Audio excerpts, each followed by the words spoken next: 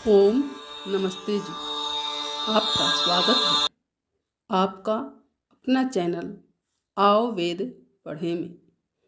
इस चैनल पर केवल आचार्य प्रदीप कुमार शास्त्री जी का ऑनलाइन व ऑफलाइन शास्त्रीय कक्षाओं के वैदिक व्याख्यान उपलब्ध होंगे। अपने चैनल पर आने वाले वीडियो की सूचना पाना चाहते हैं तो लाइक और सब्सक्राइब करें तथा घंटी के बटन को दबाएं, जिससे कि वीडियो अपलोड होते ही सबसे पहले सूचना पा सकें। वेद पढ़ें पढ़ाएं, सुने सुनाएं, वेद का संदेश घर घर पहुँचाएं। ऋषि ऋण को चुकाएं, अपना कर्तव्य निभाएं, जीवन सफल बनाएं।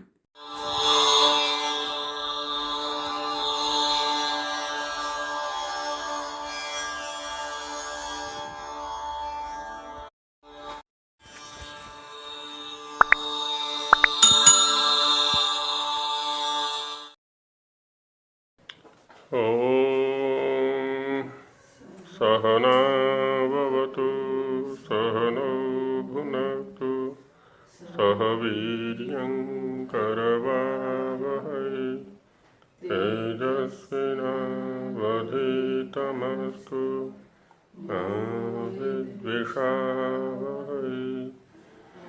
ॐ शान्तिः शान्तिः शान्तिः। गत विषय में पृथिव्यादि लोकों का भ्रमण, ये लोक लोकांतर निरंतर गतिशील हैं, इस विषय पर वेद मंत्रों के माध्यम से चर्चा की गई। अब आगामी प्रकरण में ये जितने भी लोक लोकांतर हैं, किसी के आकर्षण और अनुकर्षण से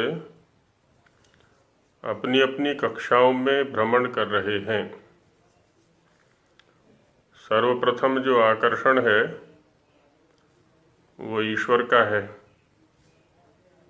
क्योंकि जड़ वस्तुओं को गति देने में,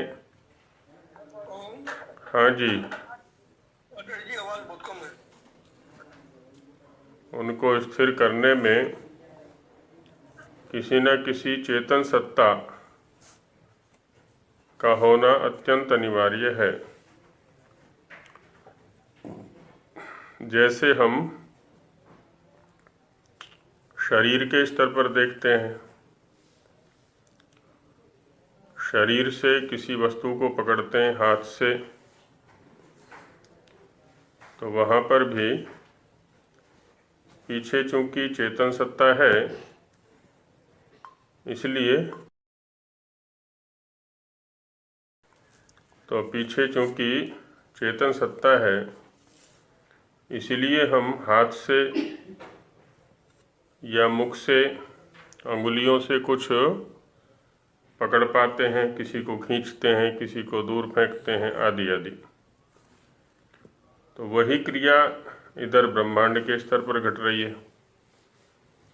जैसे यह शरीर तभी कोई कार्य कर पाता है या स्थिर रह पाता है जब तक कि इसके पीछे चेतन सत्ता कार्य कर रही है।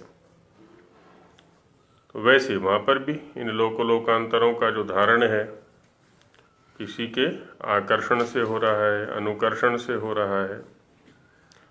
तो इसी विषय पर अब आगे चिंतन किया जाता है।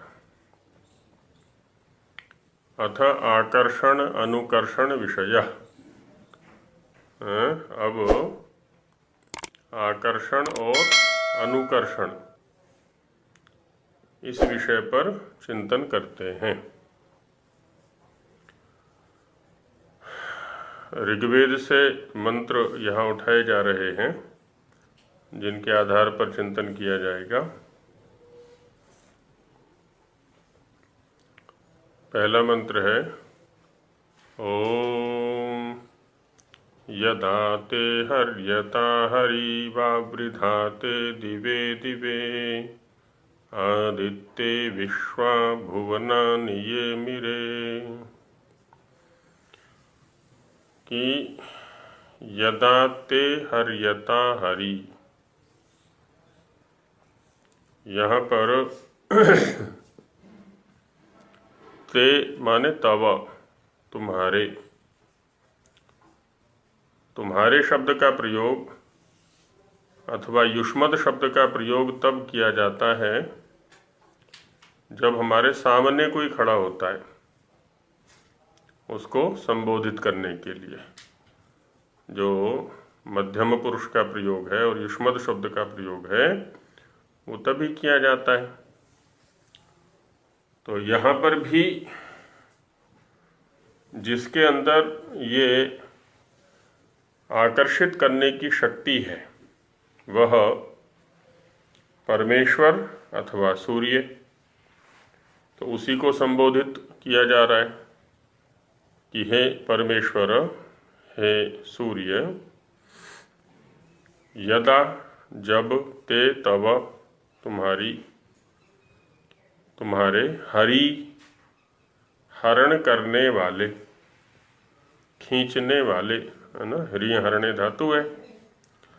तो हरि शब्द अश्व के लिए भी आता है, हरि शब्द विद्युत के लिए भी आता है, दिशा के लिए भी आता है, अनेक अर्थों में हरि शब्द का प्रयोग आता है। तो हरि माने आकर्षण करने वाले, खींचने वाले। सूर्य की रश्मियों के लिए भी हरि शब्द आता है, हरति इति हरि, जो हरण करने वाला है, जो आकर्षण करने वाला है, जो खींचने वाला है वो हरि है। तो ते हरि, तेरा जो हरि हैं, खींचने वाले हैं, हरियता जब खींचते हैं तो दिवे दिवे वावृधाते, दिवे दिवे प्रतिदिन या प्रतिक्षण, वावृधाते बढ़ते जाते हैं। वृद्धु वृद्धौ धातु से वावृधाते बना हुआ है, वो बढ़ते जाते हैं।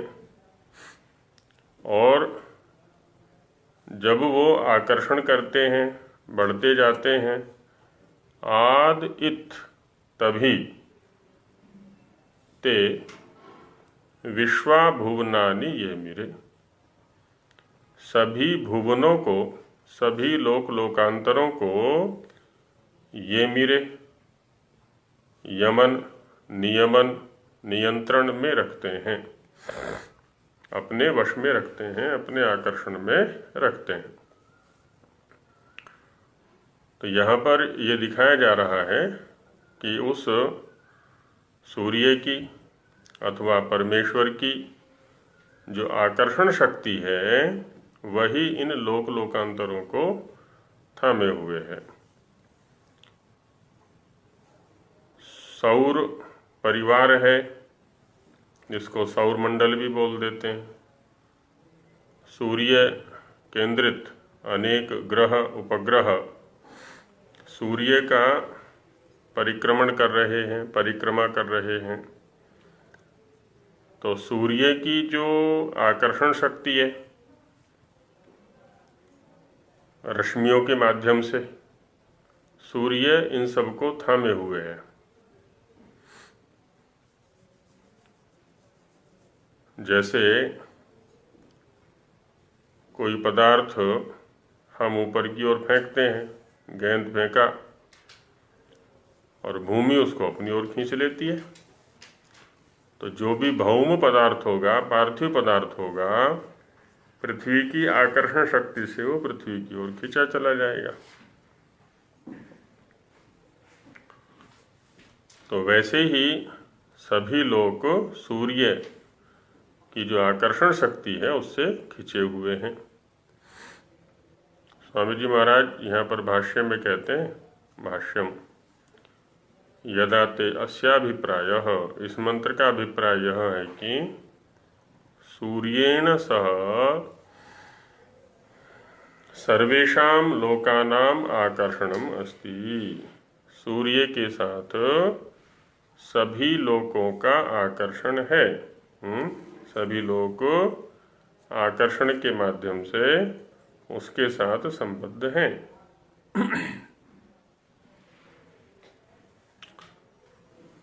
सूर्य शब्द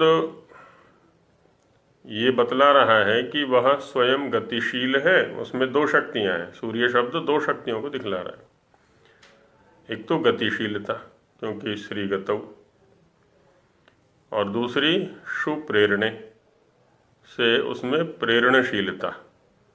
तो निरंतर गतिशील है वो, और निरंतर दूसरे जो लोक हैं उनको प्रेरित कर रहा है। सूर्य के लिए एक दिवाकर शब्द भी आता है। दिवाकर, दिवा शब्द अधिकरण प्रधान है। तो दिवा करोति प्राणिनः चेष्टायुक्तान इति दिवाकरः। जो दिन में प्रकाश के होने पर सभी प्राणियों को सचेष्ट कर देता है, चेष्टा युक्त कर देता है, अपनी अपनी क्रियाओं में संलग्न कर देता है या संलग्न करने की प्रेरणा देता है संलग्न होने के लिए, इसलिए उसको दिवाकर कहते हैं। तो वहाँ पर भी प्रेरणा काम कर रही है। और सूर्य की जो स्थिति मानी है ना प्रातःकाल, सविता, सविता की स्थिति प्रातःकाल मानी हुई है। सविता भी सुप्रेरणे से बनता है।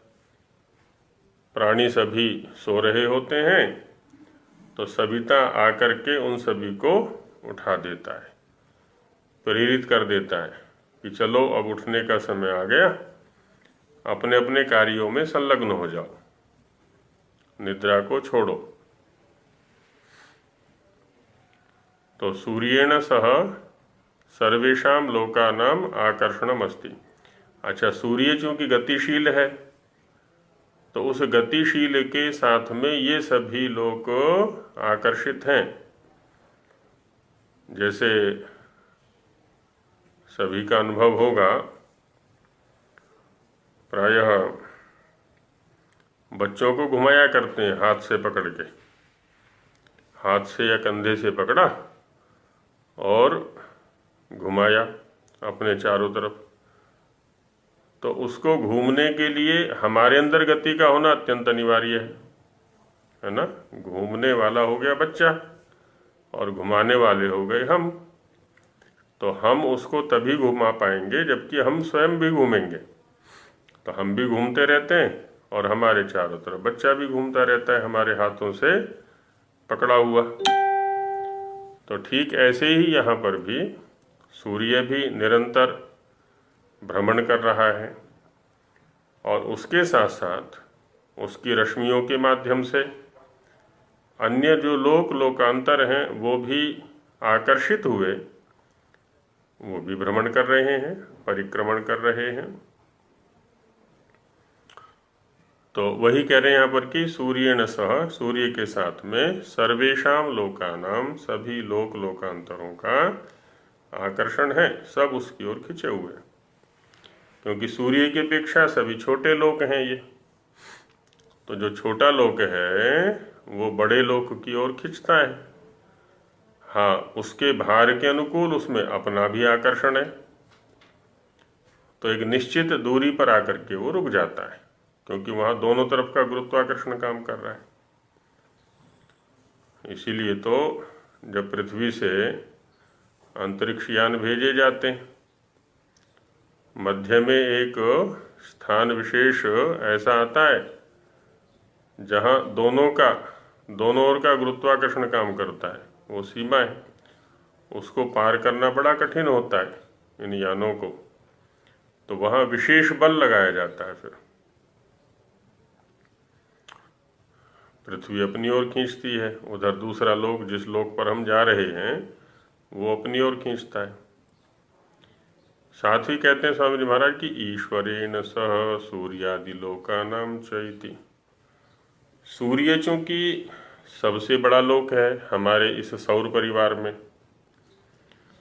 तो सूर्य के आकर्षण से तो सभी लोग आकर्षित हो रहे हैं और सबके केंद्र में ईश्वर है, इसलिए ईश्वर की जो आकर्षण शक्ति है उसके साथ में सभी लोगों का संबंध है। सूर्य आदि सभी लोग उसी के आकर्षण से आकर्षित हैं, या सूर्य आदि लोकों में जो आकर्षण है वो ईश्वर के आकर्षण से ही है ना। जैसे हम यहाँ देखते हैं ना कि किसी के हाथ में कितनी शक्ति है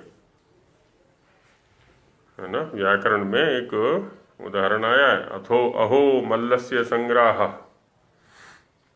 अहो मुष्टिकस्य संग्राह,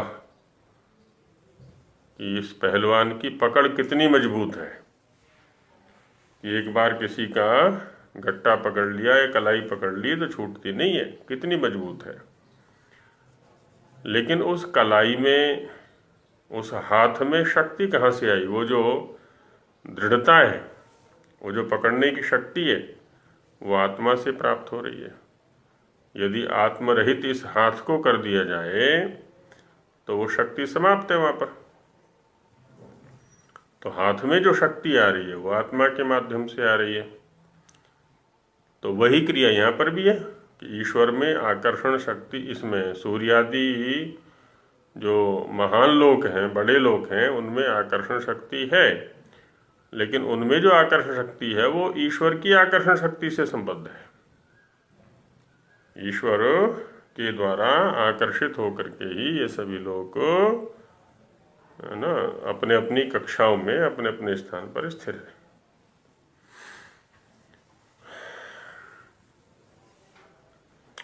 तो भाष्य में दिखाते हैं स्वामी जी महाराज की, हे इंद्र, इंद्र शब्द जो वेदों में आता है, जहां जहां इंद्र शब्द आएगा वहां वहां शक्ति का कर्म आएगा, बल का कार्य आएगा। तो इंद्र का संबंध शक्ति के साथ, बल के साथ में नित्य है। और सोम जो हवि दी जाती है ना, वो सोम याग में वो इंद्र के लिए दी जाती है। इंद्र तो बल के लिए, तो इंद्र देवता से क्या? तो जो सोम हवि है वो इंद्र के लिए दी जाती है। सोम एक औषधि है, लता विशेष है, उसका चरक आदि आयुर्वेद ग्रंथों में पर्याप्त वर्णन है, और मनुष्य जीवन को बहुत लंबा उसके माध्यम से बढ़ाया जा सकता है, ऐसा उसमें उल्लेख है।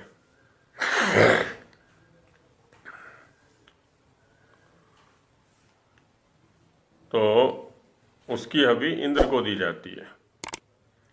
अब इंद्र का मतलब कौन हो गया यहाँ पर? शक्तिशाली।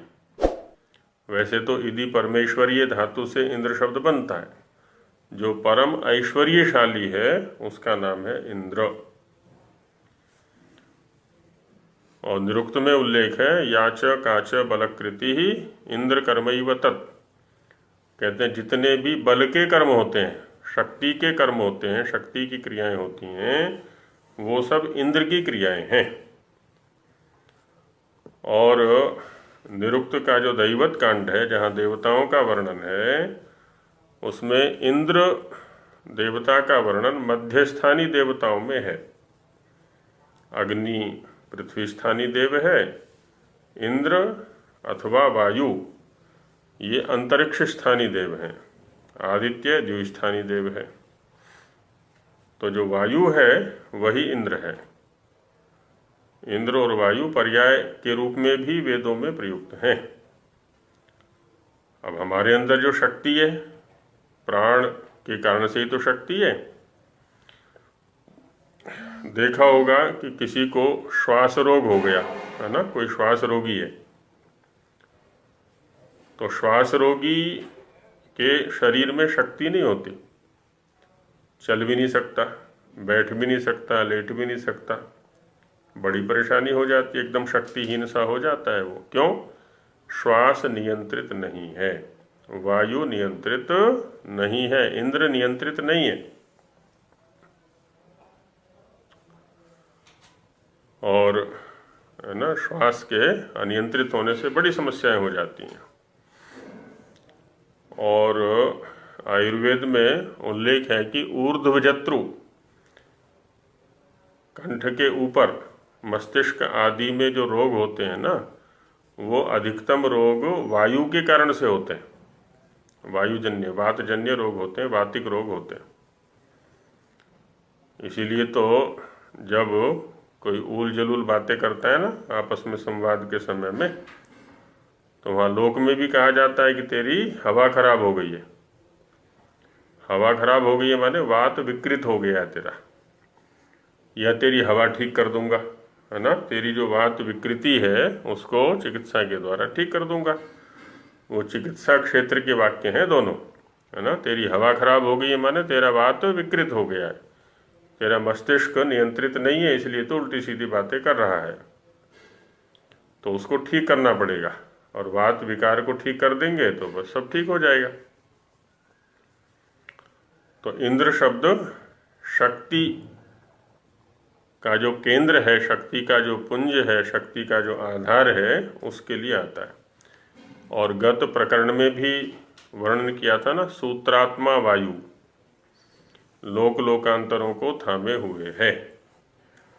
सूत्र रूप, जैसे माला के मणियों को थामने में, स्थिर रखने में सूत्र की, धागे की महत्वपूर्ण भूमिका होती है, वैसे ही इन लोक लोकांतरों को थामने में भी वायु की भूमिका है। इस शरीर को भी गति सहित रखने में, सगतिक करने में वायु की भूमिका है।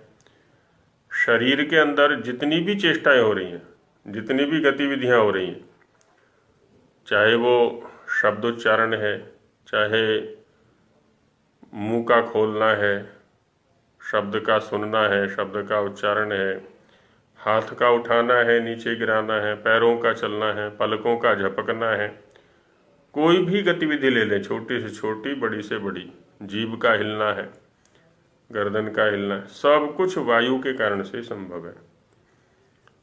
और जिस जिस अंश में वायु का जो संक्रमण है, वायु का जो गति है, वो अवरुद्ध हो जाती है, तो वो क्षेत्र, वो अंग संज्ञा शून्य हो जाता है। लकवादी जिसको बोलते हैं। तो हे इंद्र, हे आकर्षण शक्ति के केंद्र, या हे शक्ति के केंद्र ईश्वर व वायु, क्योंकि वायु में जो शक्ति है वो ईश्वर से है। वायु में जो धारण या आकर्षण शक्ति है वो ईश्वर के द्वारा प्रदत्त है। तो इसलिए इंद्र, ईश्वर, वायु, सूर्य, या सूर्य के अंदर है ना, क्योंकि सूर्य गतिशीलता को और प्रेरणशीलता को दिखला रहे हैं यहाँ पर सूर्य शब्द।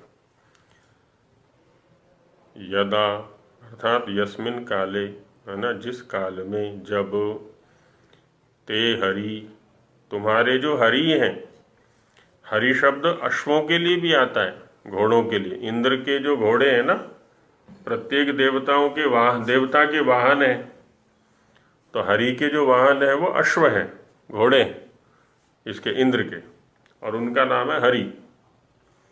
तो ते हरि है, तेरे घोड़े, या तेरे घोड़े कौन से हैं? वो आकर्षण, प्रकाशन, हरणशीलौ। एक तो आकर्षण शक्ति है उसमें, दूसरी प्रकाशन शक्ति है। तो आकर्षण शक्ति वाला अश्व हो गया और प्रकाशन शक्ति वाला अश्व हो गया। तो ये दो शक्तियां ही अश्व शब्द से यहाँ पर कही जाएंगी, या हरि शब्द से कही गई है। सूर्य की रश्मि हरि है, क्योंकि रस का आहरण करती हैं वो। आजकल आदान काल चल रहा है, उत्तरायण, तो इसलिए पानी खूब पिया जाता है और पीना भी चाहिए। सूर्य अपनी तीक्ष्ण रश्मियों से रस का आहरण कर लेता है, सभी वृक्ष वनस्पतियों से भी और शरीरों से भी,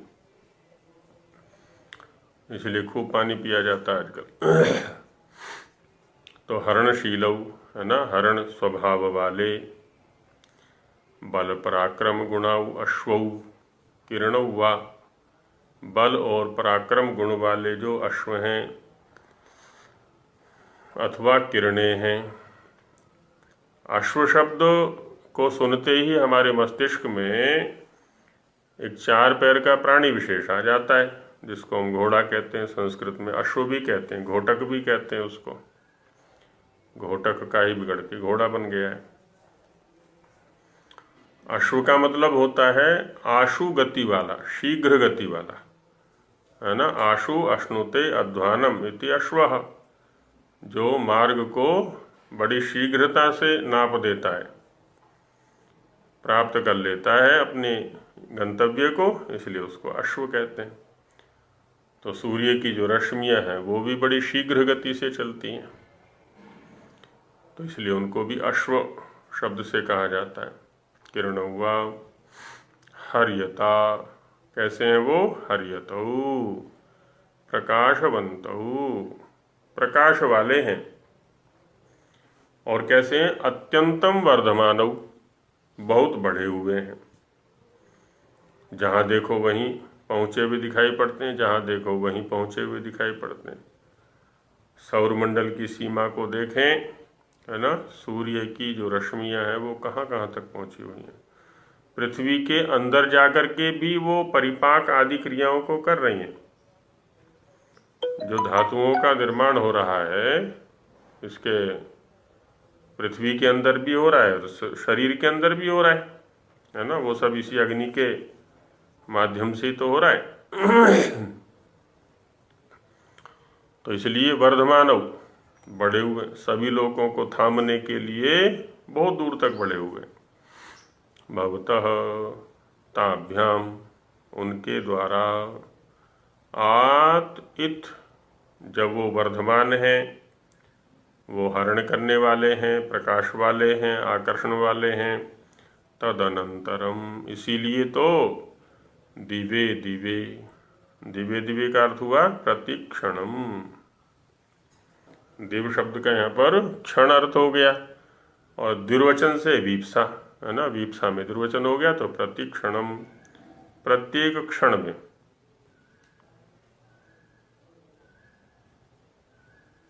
दिव शब्द दिन के लिए भी आता है, और दिव शब्द क्षण के लिए भी आता है।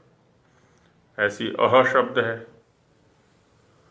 उसका भी क्षण के लिए भी प्रयोग कर सकते हैं, दिन के लिए तो आता है ये प्रयोग। उसमें कहा ना, उसमें भर्तृहरि महाराज ने, प्रत्यहम प्रत्यवेक्षेत नरश्चरितमात्मना किन्नु में पशुभिस्तुल्यम किन्नु सत्पुरुषैरिति। तो वहाँ पर भी अह शब्द का प्रयोग है, प्रत्यहम। तो उसको भी प्रतिक्षण में ले लेना चाहिए हमें, कि हमें प्रतिक्षण अपने चरित्र का अध्ययन करते रहना चाहिए, अपनी गतिविधियों का अध्ययन करते रहना चाहिए, कि हमारा जो चरित्र है, हमारा जो जीवन है, हमारा जो गतिविधियां हैं, वो पशुओं के तुल्य चल रही हैं अथवा सत्पुरुषों के तुल्य चल रही है। ये प्रतिक्षण हमें अपना अध्ययन करना चाहिए। तो यहाँ पर भी कहा कि दिवे दिवे प्रतिक्षणम च ते तव गुणाः, तुम्हारे जो गुण हैं, कौन से गुण हैं? प्रकाशाकर्षणादयो, प्रकाश और आकर्षण आदि जो गुण हैं वे विश्वा, माने विश्वानि सर्वाणि भुवनानि सर्वान लोकान।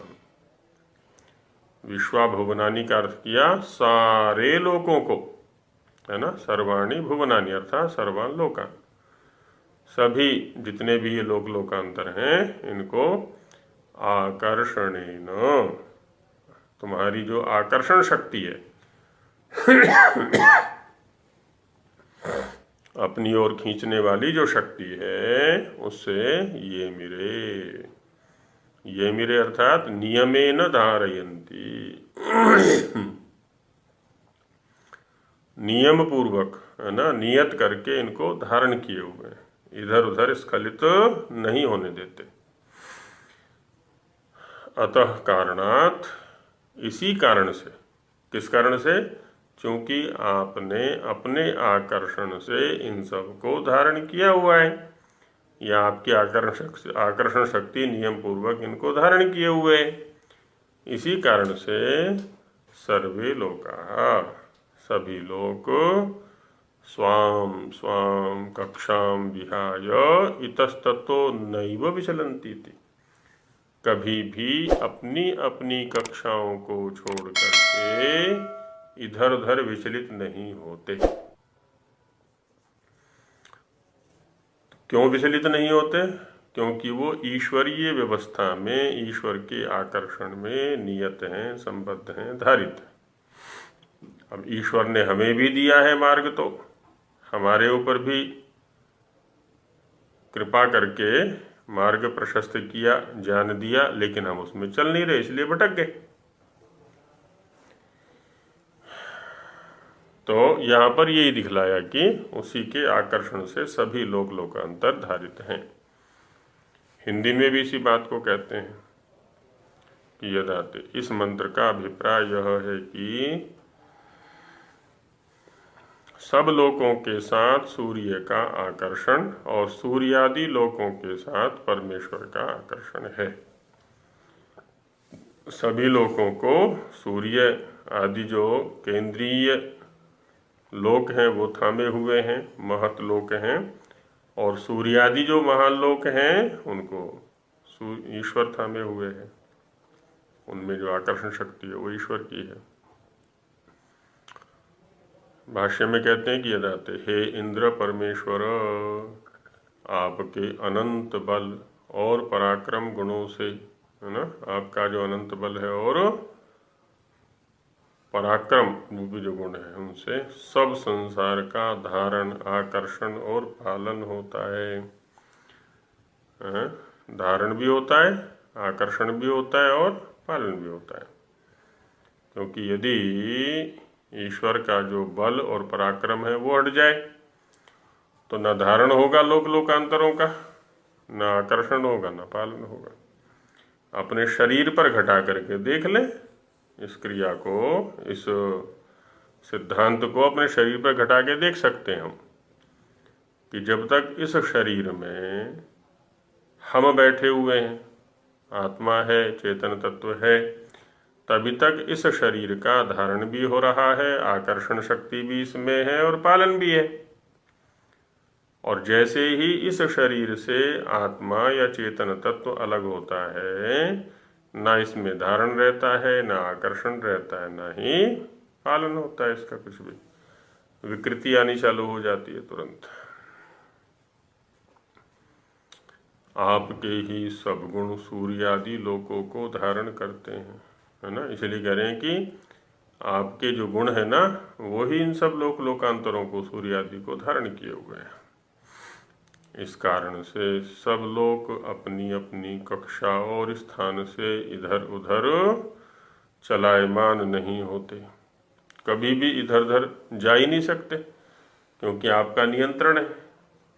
अच्छा, जा तो हम भी नहीं सकते, जाने का प्रयास तो करते हैं, स्वार्थ, हठ, दुराग्रह, मिथ्या ज्ञान आदि के कारण से, लेकिन ईश्वर की जो न्याय व्यवस्था है वो हमें भागने नहीं देती, वहीं लाके खड़ा कर देती है, दंड देगी, कठोर से कठोर दंड दे देती है कि चल भाग, जहाँ तक भागना हो उसी के अनुकूल तुझे सुपरिणाम या दुष्परिणाम मिलेगा, वैसी योनि प्राप्त हो जाएगी दंड स्वरूप।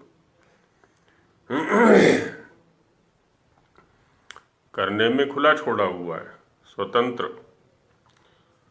इसी मंत्र का दूसरा अर्थ दिखाते हैं। दूसरा अर्थ, इंद्र जो वायु सूर्य है, पहले तो परमेश्वर परक आध्यात्मिक अर्थ दिखलाया, अब आदि भौतिक अर्थ दिखलाते हैं, सूर्य या वायु को केंद्र में रख करके।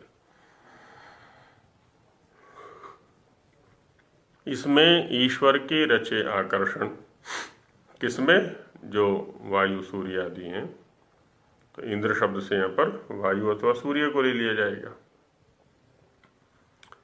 इसमें ईश्वर के रचे आकर्षण, प्रकाश और बल आदि बड़े बड़े गुण हैं। तो ये जो सूर्य आदि हैं, वायु आदि हैं, इनमें ईश्वर के ही गुण हैं। उसी ने इनमें इन गुणों का आधान किया हुआ है। आकर्षण है तो उसी के कारण प्रकाश है, तो उसी के कारण कोई शक्ति है तो वो भी उसी के कारण से है। और इन्हीं गुणों के कारण से उनसे सब लोगों का दिन दिन और क्षण क्षण के प्रति धारण, आकर्षण और प्रकाश होता है। उनसे माने इन गुणों से, जो ये आकर्षण, प्रकाश और बल आदि गुण है ना, इन्हीं गुणों से सभी लोगों का आकर्षण भी, ये यहाँ इस मंत्र के माध्यम से दिखलाया। अब आगे दूसरे मंत्र में भी इसी विषय को दिखाते हैं। जी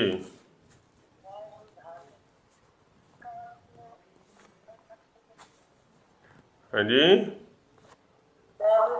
शब्द है ना, दिवे से पहले वावृधाते जी, ये धारण, आकर्षण और प्रकाश से अर्थ में। हाँ, इसमें ऐसा है, वो जो धारण, आकर्षण और प्रकाश है वो तो हरि शब्द से निकालेंगे। हरि यहाँ पर ये विशेषण है और हरियता यहाँ पर ये क्रियापद है। वावृधाते तो बढ़े हुए या बढ़ते हैं, वृद्धि क्रिया को दिखलाएगा पद ये। हाँ, वर्धमानव, संस्कृत में जो वर्धमानव है ना, वो वावृधाते का अर्थ है। हाँ जी, हाँ जी। तो द्वितीय मंत्र को लेते हैं अभी आगे। ओम यदा ते मारुतिर्विषः स्तुभ्यमिन्द्र नियेमिरे आदित्ये विश्वा भुवनानि येमिरे। यहाँ पर भी लगभग वैसा ही प्रतिपादन है कि यदा, जब, ते, तुम्हारी, मारुतिर्विषः, मारुति, मारुत शब्द वायु के लिए आता है, और मृंग प्राण त्यागे से लें तो फिर मरण धर्म वाली, जो विषह माने प्रजा है। तुभ्यम इंद्र नियेमिरे, जब वो तुम्हें प्राप्त करती हैं, तुम्हारे प्रति समर्पित होते हैं। आदित्य, तभी वे सभी, विश्वाभुवनानि, ये मेरे सारे के सारे जो लोक लोकांतर हैं वो नियमन में रहते हैं।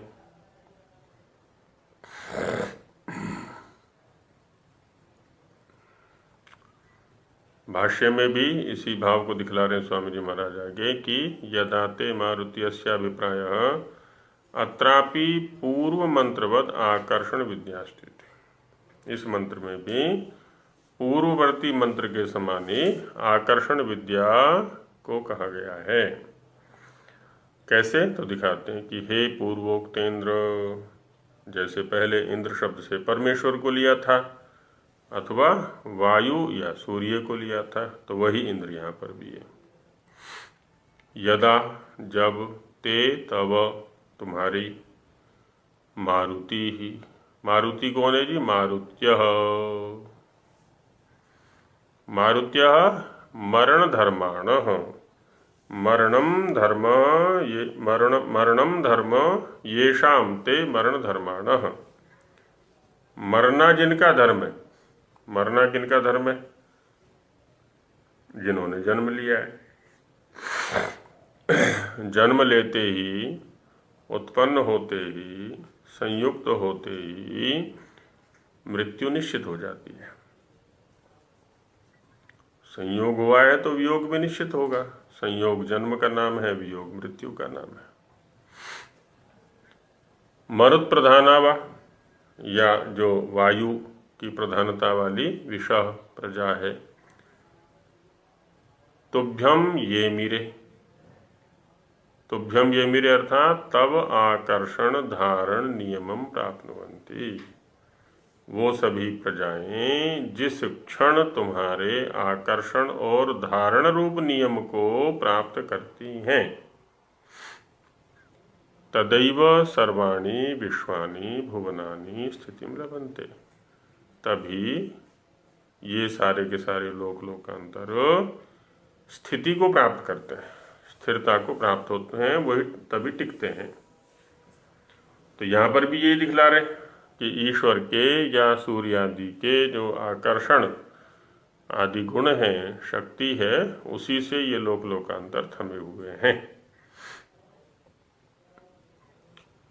प्रश्न किया जाता है ना सामान्य रूप से कि देखो ये नक्षत्र, सूर्य, चंद्र आदि आदि जो लोक लोकांतर हैं, बिना किसी आधार के आकाश में ऐसे ही टंगे हुए सारे के सारे, ये गिरते क्यों नहीं है? गिरते क्यों नहीं है? ये आंशिक प्रश्न कैसे होता है कि जैसे हमने बॉल ऊपर फेंकी, नीचे गिर गई, या छत पे चढ़ करके बॉल को छोड़ा तो बॉल नीचे की ओर आ गई, ढेला फेंका तो ढेला नीचे की ओर आ गया। तो कहते हैं जैसे ये सारी चीजें नीचे की ओर आ रही हैं, एक बार हम चढ़े ऊपर, पैर फिसल गया मुंडेर से तो नीचे गिरे धड़ाम, तो वैसे ही ये लोक लोकांतर भी क्यों नहीं नीचे गिर जाते, है ना? इनको तो किसी ने पकड़ ही नहीं रखा है, किसी ने थाम ही नहीं रखा है।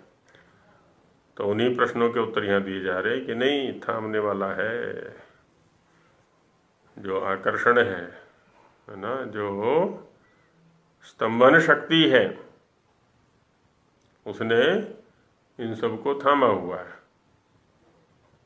ये नद्यौरुग्रा पृथ्वी च दृढ़ा, है ना, ये नाकः, सबको उसी ने थामा हुआ है, स्तंभित किया हुआ है।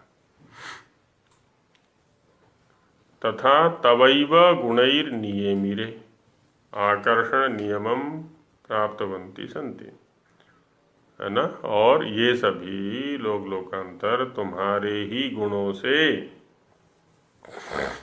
जो आकर्षण आदि गुण हैं उनसे नियमिरे, नियत हैं, है ना, आकर्षण नियम को प्राप्त किए हुए हैं। आकर्षण कई प्रकार से होता है। अब किसी की रसनेन्द्रिय की प्रधानता है तो क्या होता है, हलवाई की ओर वो खींचा चला जाता है। हलवाई की दुकान में रखे हुए जो पदार्थ हैं उनमें इतनी आकर्षण शक्ति है, इतनी आकर्षण शक्ति है कि ये रोके से भी नहीं रुकता, बलात् उधर प्रवृत्त हो जाता है। किसी को वस्त्रों के प्रति आकर्षण है तो वस्त्रों में आकर्षण शक्ति है, वस्त्र वाली जो दुकानें हैं वहाँ खींचा चला जाता है। ऐसी अन्य अन्य पदार्थों में हो सकता है। तो वही यहाँ पर भी है ना, लोक लोकांतरों को थामने की शक्ति है। विद्या के प्रति आकर्षण होता है किसी में, तो लोक के कितने भी प्रलोभन हैं वो प्रलोभन रोक नहीं पाते, बाधाएं रोक नहीं पाती।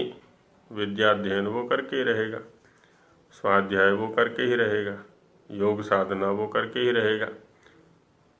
क्योंकि होता क्या है ना, उसके सामने इसको सभी रस फीके दिखाई पड़ते हैं। लौकिक उपलब्धियां सब घाटे के सौदे दिखाई पड़ते हैं। कि विद्या के सामने, सारस्वत साधना के सामने, अध्यात्म साधना के सामने तो कुछ भी नहीं है भाई। ये इनकी उपलब्धि भी घाटा ही है, और यहाँ कुछ उपलब्ध न होना भी बहुत बड़ा लाभ है ना। इस बात के समझ हो जाती है, इसलिए नहीं रुकता वो। अतएव सर्वाणि भुवनानि यथा कक्षम भ्रमंती वसंती च, इसीलिए चूंकि इसकी आकर्षण शक्ति में, इसके आकर्षण नियम में वो सभी बंधे हुए हैं, इसलिए अपनी अपनी कक्षाओं में वो भ्रमण भी कर रहे हैं और स्थिर भी हैं। हिंदी भाग में भी यही भाव देते हैं कि यदाते मारुति अभिप्राय, इस मंत्र में भी आकर्षण विद्या है। इसमें कहा कि हे परमेश्वर, आपकी जो प्रजा उत्पत्ति, स्थिति और प्रलय धर्म वाली प्रजा किसको कहते हैं? प्रजायते इति प्रजा, जो कुछ भी उत्पन्न होता है वो सब प्रजा शब्द से कहा जाएगा, चाहे वो जड़ है चाहे चेतन है, जो कुछ भी उत्पन्न हो रहा है सब प्रजा है, प्रजायते। तो इसलिए कहा है कि उत्पत्ति स्थिति और प्रलय धर्म वाली, और जो उत्पन्न होगा उसकी स्थिति भी होगी और अगले क्षण प्रलय भी होगी उसकी। और जिसमें वायु प्रधान है, मारुति शब्द के दोनों अर्थ हैं, वह आपके आकर्षण आदि नियमों से तथा सूर्य लोक के आकर्षण करके भी स्थिर हो रही है। आपके आकर्षण से भी। गत मंत्र के हिंदी में दो अर्थ दिए थे, एक ईश्वर पक्ष में दिया था, दूसरा सूर्य आदि लोक पक्ष में दिया था। यहाँ दोनों अर्थों को मिश्रित कर दिया है कि ईश्वर की जो आकर्षण शक्ति है और सूर्यादि लोकों का जो आकर्षण है उसमें ये सब स्थिर हैं, नियमित रूप से रह रहे हैं, अपनी अपनी कक्षाओं का अतिक्रमण नहीं करते। जब इन प्रजाओं को आपके गुण नियम में रखते हैं, है ना, आपकी जो गुण हैं, आपकी जो व्यवस्थाएं हैं, आपकी जो शक्तियां हैं, इन सबको नियम में रखती हैं, तभी भुवन अर्थात सब लोग अपनी अपनी कक्षा में घूमते और स्थान में बस रहे हैं। जो भी जिस लोक के लिए नियत कक्षा है, निश्चित स्थान किया हुआ है, वो वहीं घूम भी रहा है और ठहरा भी है। तो इस तरह से इस मंत्र के अंदर भी उसी भाव को प्रकट किया गया कि ईश्वर की और सूर्य आदि लोकों की जो आकर्षण शक्ति है उसी ने सभी लोक लोकांतरों को धारण किया हुआ है। आगे भी यही विषय चलेगा, अब इसको कल उठाएंगे मंत्र में। आज इतना ही रखते हैं।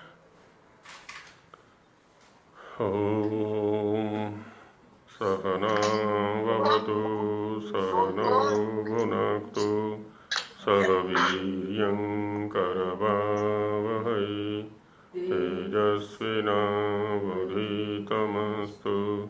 मा विद्विषावहै।